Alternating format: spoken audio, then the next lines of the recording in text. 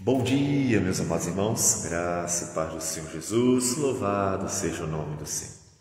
Agora sim, chegamos ao final da carta de Paulo aos Romanos, capítulo 16, versículo 25 a 27. E o apóstolo que expôs o Evangelho e mostrou as implicações desse Evangelho, mostrou o que de fato ele pregava e a importância de toda a Escritura, que foi entregue inclusive aos judeus, tudo que ele nos revelou. Ele termina a pregação do Evangelho dizendo: ora, há aquele que é poderoso para vos confirmar, segundo o meu Evangelho e a pregação de Jesus Cristo, conforme a revelação do mistério guardado em silêncio nos tempos eternos, e que agora se tornou manifesto e foi dado a conhecer por meio das Escrituras proféticas, segundo o mandamento do Deus eterno, para a obediência por fé entre todas as nações. Ao Deus único e sábio seja dada a glória por meio de Jesus Cristo pelos séculos dos séculos. Esse final é muito confortador. Ele mostra que toda a profundidade e amplitude do Evangelho está sendo administrado por Deus.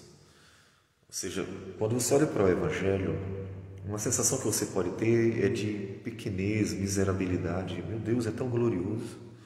E o que o Senhor quer para nós é algo tão santo, tão maravilhoso. E você olhando para a sua própria vida, vai se sentir tantas vezes completamente miserável, indigno, incapaz de poder viver essas coisas. E é por isso que esse final ele é tão importante, porque ele diz assim: Deus é poderoso para confirmar.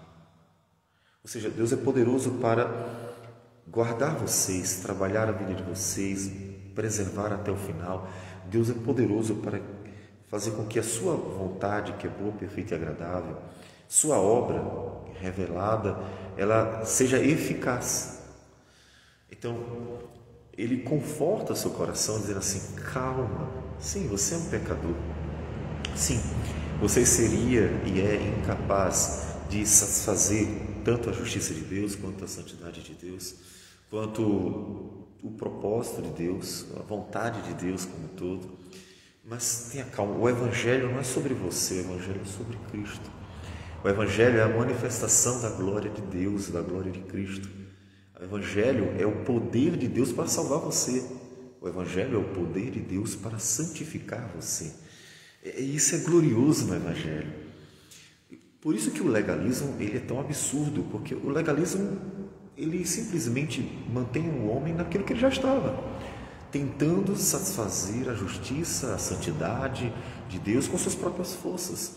O legalismo é exigir do homem o que ele não pode dar. Você tem que ser, você tem que ser, você tem que ser, você tem que ser. E o homem diz assim: mas eu não consigo, mas eu não consigo, mas eu não consigo. E então o homem se sente com um jugo pesadíssimo. Por isso Jesus disse, que o meu jugo era suave, o meu fardo é leve. Porque os fariseus legalistas, eles estavam impondo sobre as pessoas exigências que elas não eram capazes de satisfazer, na verdade. Nem eles mesmos. Jesus disse que eles não conseguem nem satisfazer aquilo que eles mesmos exigem dos outros. Então, o Evangelho não é o que você tem, porque você não tem nada. O Evangelho não é o que você pode ou o que você não pode nada. Ainda que você seja a imagem de Deus, não anula. Lembre-se que o pecado não anula a imagem de Deus. O pecado ele corrompe a imagem de Deus em nós, mas não anula.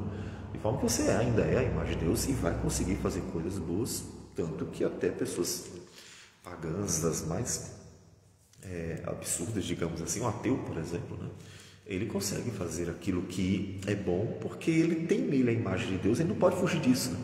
Mas o pecado corrompe de tal modo que até as coisas boas, muitas vezes, são praticadas por causa de orgulho, de vaidade. Por exemplo, as pessoas ajudam o pobre, muitas vezes só para orgulhar-se de si mesmo, mostrar: tá vendo que eu sou bom, tá vendo que eu sou bom. Então, na verdade, é uma coisa boa sendo feita por uma má razão, que é o orgulho, a soberba e outras coisas assim. Então, a palavra de Deus não é sobre você, você não tem realmente, Deus sabe. Deus, quando nos dá a sua lei, é para mostrar para nós a nossa incapacidade de nós satisfazermos essa lei. Por isso que esse final é tão maravilhoso. Ele diz, olha, o Evangelho é a manifestação do poder de Deus na vida do pecador. O Evangelho não é o que Deus quer do pecador, o Evangelho é o que Deus tem para dar ao pecador. Então isso conforta a gente, e conforta extraordinariamente, porque o Evangelho é o chamado a entrega a tua vida para o Senhor. Deixa Ele fazer a obra na tua vida. Entrega totalmente o seu viver nas mãos dEle e confia, porque Ele que trouxe o Evangelho é poderoso para cumprir esse Evangelho. Ele é poderoso para fazer na tua vida aquilo que você precisa e não é capaz. Então, esse é o Evangelho. E o apóstolo Paulo diz que isso estava oculto e foi revelado no tempo certo. Ou seja, o homem, vamos pensar desde Adão, ainda que ele vá muito antes, eles chamam de os tempos eternos, ou seja, desde muito tempo, isso estava em oculto, que Deus iria manifestar o seu poder, sua graça, seu amor, sua misericórdia, sua justiça, sua santidade, exatamente por meio desse Evangelho, que é a justiça de Cristo, que é a santificação do Espírito, que é a graça divina, fazendo com que pessoas totalmente incapazes e indignas, que não têm como se beneficiar destas bênçãos, a bênção do Evangelho, receberem de graça o Evangelho manifesto poderosamente na vida delas. Então, se você viu que a sua vida jamais poderia satisfazer a justiça de Deus, descansa o coração em Cristo. Não significa continua vivendo do seu jeito, não, significa entrega nas mãos dele. Paulo disse, não vivo mais eu, mas Cristo vive em mim. Ou seja, minha vida foi totalmente entregue nas mãos do Senhor, pertence ao Senhor e Cristo vive em mim, opera em mim, pelo Espírito Santo, como ele diz, sobre o fruto do Espírito. Então, coloca as tuas mãos, tua vida nas mãos do Senhor, tudo, totalmente. E confiando nele, descansa o coração. Senhor, obrigado. A justiça que eu precisava, Jesus satisfez. E a santidade que o Senhor quer de mim, o Espírito Santo é poderoso para operar a cada dia. E um dia completará a obra. Então descansa no Senhor. E o que você faz? Glorifica a Deus. Veja que o que ele está fazendo é louvar e glorificar a Deus. Ao Deus único e sábio seja dada a glória por meio de Jesus Cristo, pelos séculos dos séculos. Então, o propósito qual é de tudo isso? É glorificar a Deus. O propósito não é você me mostrar que é melhor que o outro.